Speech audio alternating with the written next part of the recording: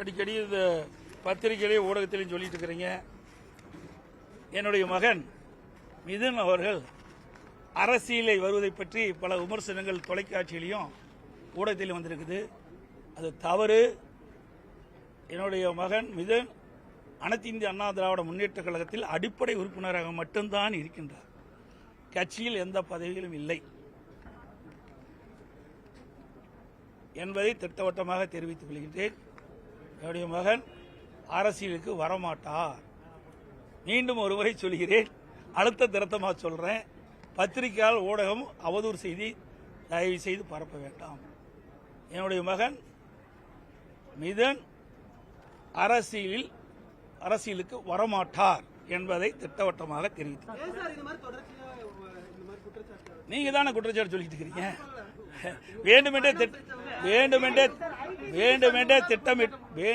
திட்டமிட்டு அவதூறு செய்தியை வெளிப்படுத்திட்டு இருக்கிறாங்க. இனிமேல் அதை வெளியிட வேண்டாம் என்று நானே ஊடகத்தின் வாயிலாக பத்திரிகையின் வாயிலாக தெளிவுபடுத்தி விட்டேன்.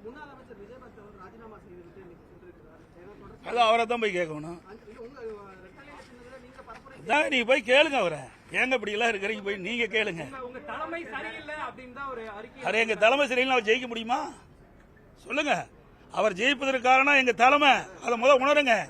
அனைத்து இந்திய அண்ணா திராவிட முன்னேற்ற கழகம் தலைமை சரியாக இருந்த காரணத்தினாலே, நான் முதலமைச்சராக இருக்கின்ற காலத்திலே பல்வேறு திட்டங்களை கொண்டு வந்த காரணத்திலே, அனைத்து இந்திய அண்ணா திராவிட முன்னேற்ற கழகம் மக்களிடத்திலே செல்வாக்குப்பட்ட காரணத்திலே, அனைத்து இந்திய அண்ணா திராவிட முன்னேற்ற கழக தொண்டர்கள் நிர்வாகிகள் கடுமையாக உழைத்த காரணத்தினாலே, எங்க கூட்டணி கட்சி தலைவர்கள் தொண்டர்கள் கடுமையாக உழைத்த காரணத்திலே அவர் வெற்றி பெற்றார். அதன் வாயிலாக தான் வெற்றி பெற்றார். ஆக அவர்கள் ராஜினாமா செய்தவர்கள் ஓட்டு போட்ட மக்களையும் மதிக்கல. உழைத்த இந்தவருடைய வெற்றிக்காக உழைத்த கழக நிர்வாகிகள் தொண்டர்கள் கூட்டணி கட்சி தலைவர் நிர்வாகிகள் மதிக்கல. அவர்கள் எதிர்காலத்தில் அதுக்கு உண்டான பலனை அனுபவிப்பார்.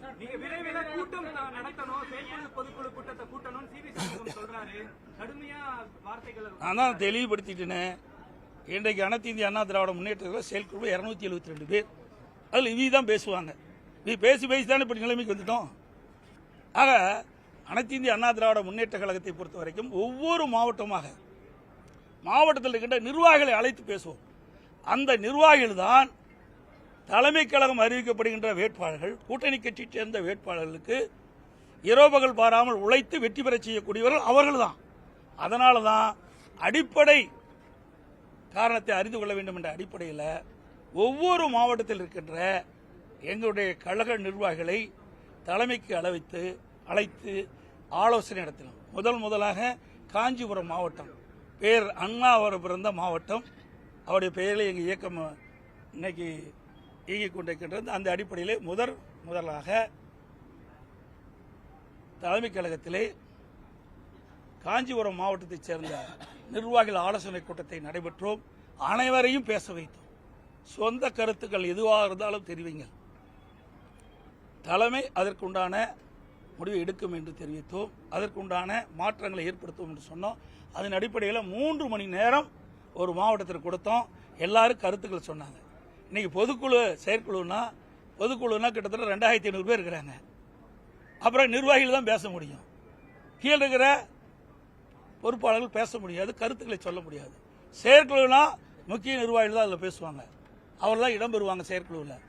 கீழே இருக்கிற இன்றைக்கு பார்த்தீங்கன்னா மாவட்டத்தில் இருக்கிற ஒன்றிய செயலாளர், நகர செயலாளர், பேரூர் செயலாளர், பகுதி செயலாளர்கள், அதில் முன்னாள் எம்எல்ஏ, இன்னாள் எம்எல்ஏ, முன்னாள் எம்பி, சார்பணி மாவட்ட செயலாளர்கள், பொதுக்குழு உறுப்பினர்கள், மாவட்ட செயலாளர்கள், அதுபோல முன்னாள் அமைச்சர்கள், தலைமை கழக நிர்வாகிகள், இப்படி பல பேர் இடம்பெற்றிருக்கிறாங்க. அந்த நிர்வாகி கூட்டத்தில் அவருடைய கருத்துக்கள் தெரிவித்து அதன் அடிப்படையில் செயற்குழு கூட்டம் கூட்டப்படும், பொதுக்குழு கூட்டம் கூட்டப்படும். அப்போதுதான் இதனுடைய கட்சியுடைய வளர்ச்சியை பெற முடியும். இன்றைக்கு வெற்றி வாய்ப்பு இழவதற்கு என்ன காரணம்? ஒவ்வொரு தொகுதியிலும் தனித்தனியாக கழக நிர்வாகியுடைய ஆலோசனை பெறப்பட்டு பிறகு செயற்குழு பொதுக்குழு கூட்டப்படும். தவிர்க்க முடியாத தம்ப்நெயில்ஸ், கலக்கலான கண்டென்ட்ஸ், சினிமாவும் சீரியஸ் பிரச்சனைகளும், பல வருடங்கள் இடைவெளிக்கு பிறகு இந்த படத்துல ஒரு கலகலப்பும் கைகலப்பும்.